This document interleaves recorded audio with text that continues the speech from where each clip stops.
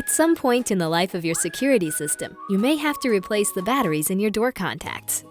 The battery life of a door contact can vary based on a number of factors, such as high traffic areas and extreme temperature environments.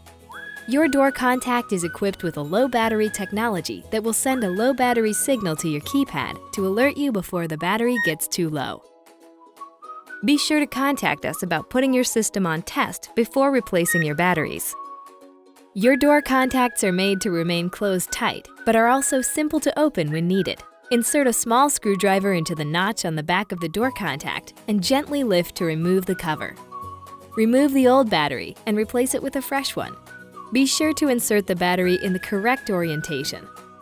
Snap the lid back on the door contact and perform a sensor reset at your keypad in order to clear the low battery message. Once the sensor reset is complete, be sure to contact us about taking your system off test. Door contacts use 3-volt lithium batteries CR123, which can be purchased at any electronics retailer or directly from us. Be sure to recycle your used lithium batteries in accordance with your state and local guidelines. If you have any questions or problems with your system, feel free to give us a call.